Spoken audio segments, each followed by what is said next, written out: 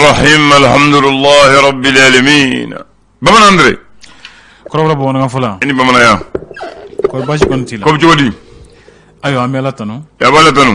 أو كوب جودي تقولي بو جماناي ni anka kene ablay ni bashitan nila bashiti kwani nila kwani chama nina o ni ame dumuni soro ka dun namu ablay ama foko ala ni che amse ko fo mais o di bali fana ka fo jamana bi ngi yangala mbili mbila mala wo fana ko fo de o ne ka kuma koro de o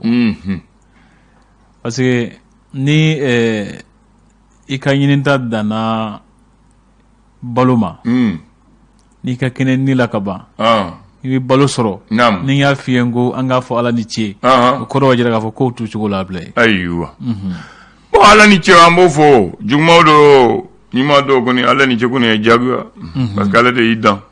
o ci ala de biseka ko ke ala de biseka e ka ko sumaya ala biseka yelama an gon taye ngani ay am ba feke ni nke mba feke ni soro mais Dieu au contrôle. Moi j'aime cette phrase, tu vois beaucoup Dieu au contrôle. Abla oche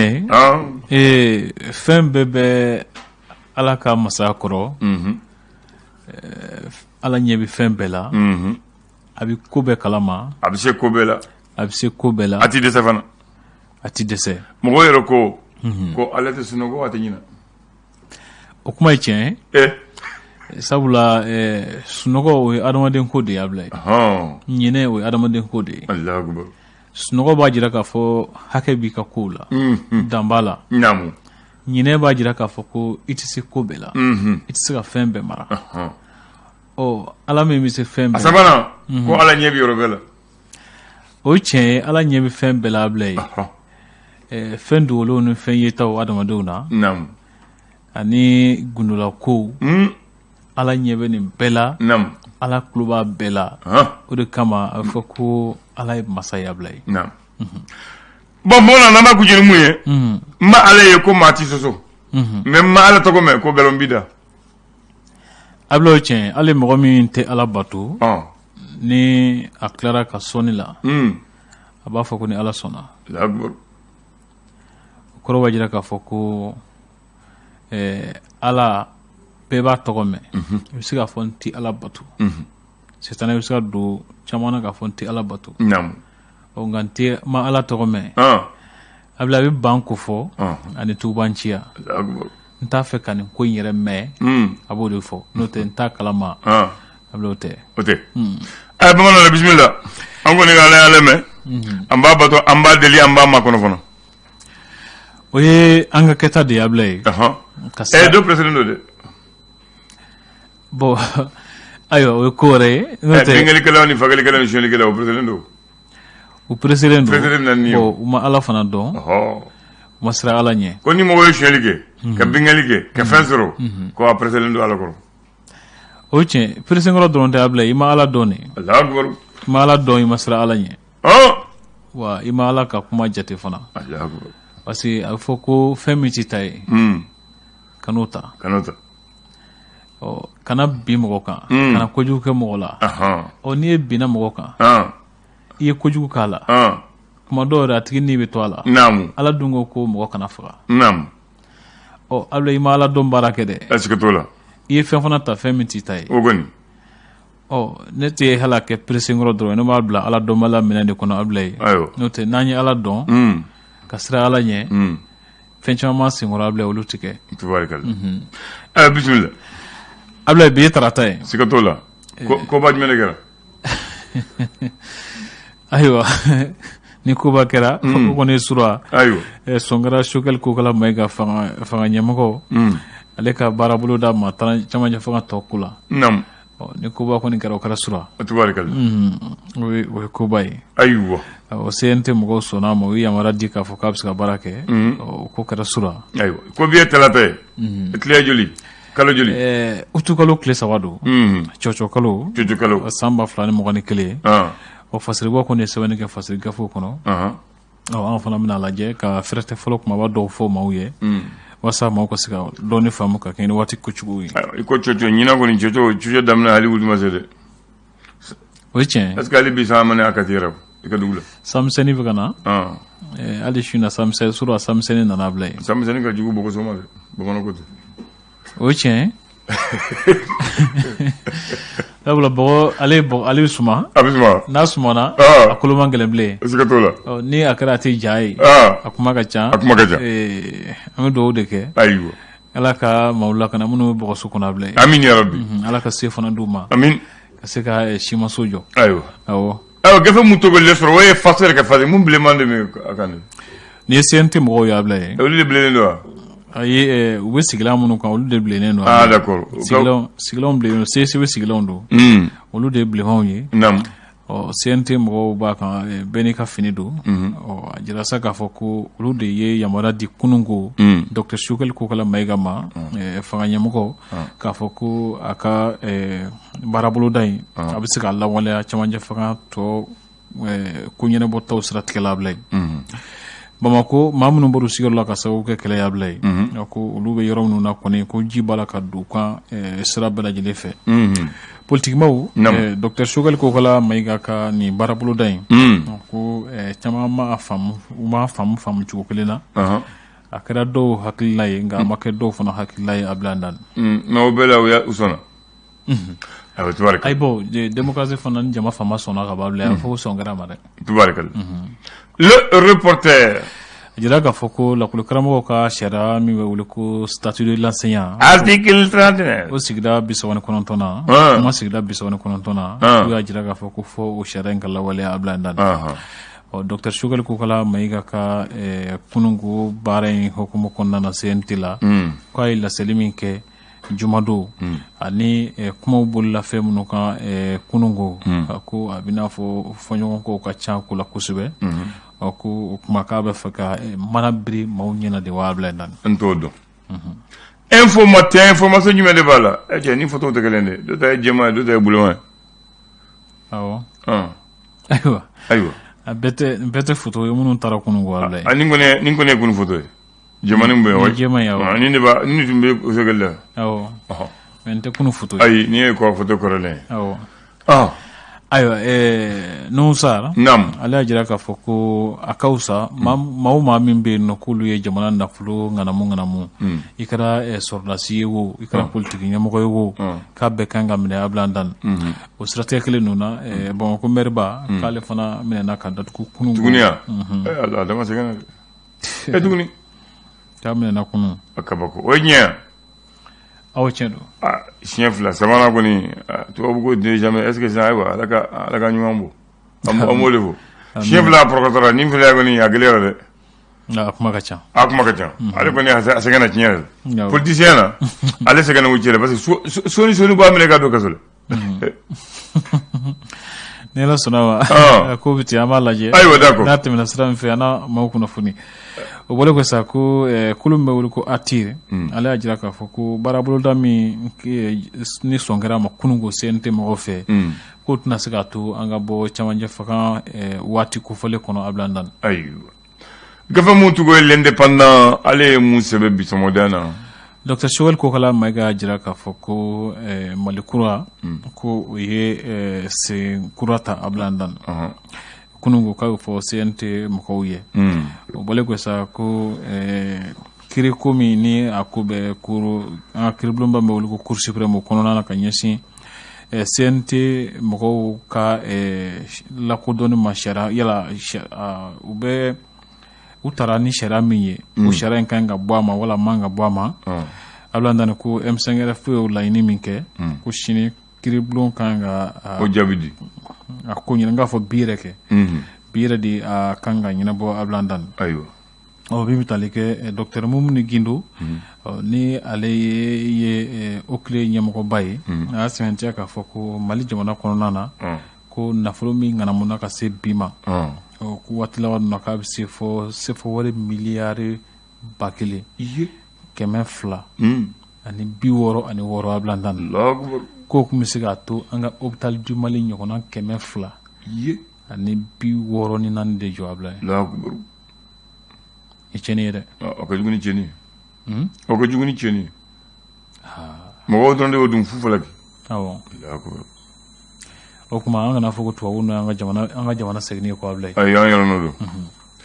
gafe mun togo wele ko les échos ale mun fɔ a jira k'a fɔ camancɛ fanga kuncɛli hukumu kɔnɔna na sɔrɔko dɔnbaba min bɛ wele ko expert comptable Sɛnɛ Jara ale y'a sɛmɛntiya k'a fɔ ko a ka wusa kalata ninnu kana balaka kɛ a jate ka minɛ ka ɲɛ ni labɛn bɛɛ sabatilen k'a fɔ k'an bɛ se ka taa kalata jɛlen na ko an ka taa nka ni labɛnw ma sabati ko kulu bɛ wele ko conseil républicain ko jamana caman y'a ko kɛ jamanaba caman i n'a fɔ Faransi ko an ka bɛn an ka to sira kan ka jamana bɔ dingɛ kɔnɔ o y'ale ka hakilila wele ko sa ko jamanadenw fana y'u hakilila di Dr Sokɛli Kokala Mayiga ka baara boloda in kan CNT mɔgɔw y'u hakilila di min kan kunungo cakɛda min bɛ wele ko CVD Mali ko olu ka baarakɛla 116 min gɛnna waati tɛmɛnen ninnu na k'u y'a ɲini k'a fɔ ko kalo 15 sara k'o ka di u ma Ablaye Ndane. L'indicateur de renouveau ala sɛmɛntiya k'a fɔ ko Guana mototaxi tigi 2 ko olu kɔni fara ko a janfa bɔra maa minnu ni u kun ye olu ta ko janfa bɔra olu de la Ablaye Ndane. Kamata ka taa i fa hawlu wala kuta Bamakɔ ala ka hakili ɲuman d'an ma fana ko sifin dɔ ma san 18 jate ko kunungo ale fana kunkolo tigɛlen yera a ka so Ablaye Ndane. Fana kɔni u kan ka ɲɛɲini san o san fana maa dɔw bɛ kantigɛ san o san yɛrɛ ye nin ye bilen Ablaye waati dɔ yɛrɛ la kun kalayara dɛ a kuma bɛ taa mun kɛ kunkolo la wa min yɛrɛ kɛra ballanko in na kunungo ko kunkolo ma ye Ablaye kunkolo ma ye u taara n'a ye la hawla wala quwwata illa billah ka kunkolo ma ye ala ka kisi denmisɛnnin dɔ san 18 ko a b'o bolo la kita ko sɛnɛkɛlaw kan ko nɔgɔ ko gɛlɛya ani fɔtasi sumansi ko gɛlɛya ko nanen do fara gɛlɛya wɛrɛ ka yen nɔ a kun fɔra ko Orange Money baarakɛlaw bɛ baarabila min na ko dɔw y'a jira k'a fɔ ko o kuma ninnu tɛ tiɲɛw ye Ablaye ni tiɲɛw kɛlen do a bɛ bange o ye tiɲɛ Mali Tribune an ka kuncɛ n'o ye Docteur Bow Sise ko Ɲoro ko layidu caman fana taara a ye ɲɛfɔli kɛlen do o taabolo ninnu kan Ablaye Ndane Amadou Bayi Jara ni ale ye Centre National de Transfusion Sanguine ɲɛmɔgɔba ye Banque de sang k'a jira k'a fɔ ko joli tɛ feere Ablaye Ndane ko maaw k'o faamu joli man ka feere a ko fɔ o cogo la an b'o faamu o kuma na Mali la yan nɔ k'a tɛ feere wa ne b'o dɔn a ti feere o ye sariya ye mais kɔrɔ bɛ kuma in na a y'a faamu a bɛ fɛ ka fɔ de kuma dɔ n'i ye minnu b'a fɔ ko a santa b'u bolo Ablaye Ndane a bɛ fɛ ka fɔ ye ko joli ɲuman de tɛ a y'o fɔ o yɛrɛ de jɛra ko joli kan ka taa condition dɔw la a kan ka mara condition dɔw la température dɔw la k'a sɛgɛsɛgɛ olu fɛ ka bɔ n'a ye olu fɛ hala bɛ bɔ olu fɛ a kan ka don minɛn kɛrɛnkɛrɛn na ka taa n'a ye dɔgɔtɔrɔso la dɔgɔtɔrɔso b'a mara yɔrɔ kɛrɛnkɛrɛn na yanni k'a da yɛlɛma a tigi la ko n'o condition ma kɛ n'aw taara joli san ko mɔgɔ mun b'a fɛɛrɛ aw ma ale b'a bɔ dɔgɔ la n'a y'a bɔ dɔgɔ la a t'a mara condition la a bɛ taa mara yɔrɔ min na a tɛ condition na a b'a d'i ma minɛn mun na o fana tɛ minɛn jɛlen ye n'i taara i bɛ pɔsɔn de kɛ i ka mɔgɔw la yanni i k'a sauver i b'a fa a y'a fɔ cogo n ko n'a y'a fɔ k'a tɛrɛ juguya fɔ ta mɔgɔw b'a faamu ne kɔni y'a faamu hali ko b'a fɛɛrɛ man taa sa voilà o ye kuma de ye sa Ablaye an bɛ sɔgɔmada la kunnafoni tɛliw kuncɛ a y'a fɔ ni cogo la o y'a kɛ cogo de ye ni fɔra ko joli bɛ feere i ma kana san parce que kasara de don ko parce que jeli bɛ sɛgɛsɛgɛ olu fɛ ka banaw bɔ a la ko ni banaw bɔra bɛɛ a ti ban dɛ ko fo an ka fɔ mɔgɔw kan a ye mun fɔ a ye kunkolo minɛ dɛ ko jeli bɛ sɛgɛsɛgɛ de banaw b'a la ko ni banaw b'a la u b'o traiter k'a bɔ a la ni jeli mun man ɲi yɛrɛ sɛgɛsɛgɛ ko u b'o fili de u bɛ fili o tɛ mara yɛrɛ ko joli caman bɔ mɔgɔw la u man ɲi olu b'u fili donc mun ka ɲi o de bɛ sɛgɛsɛgɛ ka traiter k'a bila condition na wa man ka mara fana ka tɛmɛ kalo kelen kan voilà donc à côté ko donc ni mɔgɔ mun b'a mara n'u y'a d'a ma u ma jeli ɲuman d'a ma dɛ parce que u bana yɛlɛma u kun donc olu m'a sɛgɛsɛgɛ olu fɛ n'u ka et puis ka certification t'a la n'aw taara n'a ye o b'a b'aw yɛrɛ ye o t'olu nɔ ye bilen o t'u nɔ ye ko jeli fana olu b'a ta k'a di dɔgɔtɔrɔso bɛɛ la ko kɛnyɛrɛ wo ani faso ta olu bɛ taa n'a yɔrɔ bɛɛ la ko mais comme joli tɛ sɔrɔ ko mɔgɔ mun bɛna joli di u yɛrɛ ma olu tɛ sɔrɔ donc o de kama jeli pour que k'a yira a tɛ fɛrɛ ni mɔgɔ poche kelen u b'a fɔ i ka taa mɔgɔ kelen ta ka na ni mɔgɔ filanan na u b'a fɔ i ka taa mɔgɔ ta ka na donc u b'a kɛ falen de ye o de b'a yira k'a tɛ sara a tɛ san awɔ i bɛ joli de di wa i bɛ joli di joli bɛ d'i ma voilà i bɛ joli dɔ di hali n'a kɛra poche kelen ye voilà i b'o de di mɔgɔw bɛ min na o bɛ d'i ma voilà ko mun dira fana o bɛ taa sɛgɛsɛgɛ de awɔ mais e kɔni comme a dira ka ban dɔw bɛ d'i ma et puis a ko fana a dili kun fɛ a sɛgɛsɛgɛ de b'a yira i ka groupe sanguin ani mun ni mun de bɛ taa o bɛɛ de bɛ jateminɛ mais n'i taara joli san tɛn parce que mɔgɔ b'a la tɛn i b'i yɛrɛ ye tɛn de n'i ye min fana sɔrɔ i y'o sɔrɔ ten dɛ voilà donc o bɛɛ de sɛgɛsɛgɛ ko ni joli fana dir'i ma n'i taara dɔgɔtɔrɔso la yanni k'a di a tigi la tuguni u b'o joli ta ka taa sigi test de compatibilité n'a y'a sɔrɔ ani e yɛrɛ joli bɛ bɛn voilà o bɛɛ bɛ kɛ donc ko joli tɛ malamala ko ye dɛ an ka farati man ɲɛnamaya de ye joli ko ye a voilà ni joli t'i la ɲɛnamaya tɛ dɛ ɲɛnama tɛ an ka jateminɛ donc comme i y'o fɔ n b'o fɔ ka ja a t'a kan pour que mɔgɔw k'a faamu u ka taa sera jɛlenya la k'a minɛ ka ɲa u kana taa pɔsɛnɛ san o ye tiɲɛ wari tɛ fɛn bɛɛ sɔrɔ voilà bamanan dɔrɔn kɔrɔbɔrɔ bamanankan fɔ la yɔrɔ fila bɛ Bamako yɔrɔ kelen yɛrɛ maa caman tɛmɛn'o fɛ a ka kɔrɔ ni Bamako jardin bɛ yen u b'a fɔ jardin Kase Keyita jamana faama caman tɛmɛn'o jardin fɛ dɛ jardin Kase Keyita hali bi a bɛ n'i la filɛ quartier du fleuve la a bɛ quartier du fleuve la bolon dɔ fana bɛ yen u b'a fɔ o ma avenue Kase Keyita n t'a dɔn n'i b'o dɔn o bolon filɛ mairie a ka bolon bɛ ɲɛsin Carrefour des Jeunes ma ka taa Malitel siège kɔrɔfɛ ka tɛmɛ Sidan Sunɛ fɛ ka taa Babɛn fɛ ka taa fo Daba Keyita ka so da la o de ye l'avenue Kase Keyita n t'a dɔn ni hakili b'a la sira min bɛ bɔ polisi bɛ jɔ sɛnɛkɛ min na voilà mairie ni Carrefour des Jeunes cɛ ka o bilanba fo ka taa Cɛci yanni ka se Bajalan fɔlɔ ma rond-point dɔ bɛ c'est ça l'avenue Kase Keyita Gawo fana u ka ballontan terrain a bɛ Kase Keyita tɔgɔ de la stade Kase Keyita stade Kase Keyita dugu dɔw bɛ u b'a fɛ Kase la o Kase la fana sigira Kase Keyita de tɔgɔ de la a bɛɛ mɔgɔ kelen ah ouais n b'o de fɔ bi dɛ le village Kase la a jɔra en 1956 a jɔra Kase Keyita ka yɔrɔ la maintenant Kase Keyita ye jɔn ye kuma b'o yɔrɔ de la ni nin bɛɛ kɛra bɛɛ ma kɛ gansan dɛ bɛɛ ma kɛ gansan nin kɔni bɛɛ tɛ se kɛ gansan munna tɔgɔ ma da e la ou bien ka da ne la Kase Keyita ale ye Moribo Keyita dɔgɔnin de Moribo Keyita président kɛ o dɔgɔnin de don Kase Keyita ale ye Moribo ka badenw ale de ye cɛ 9nan ye u la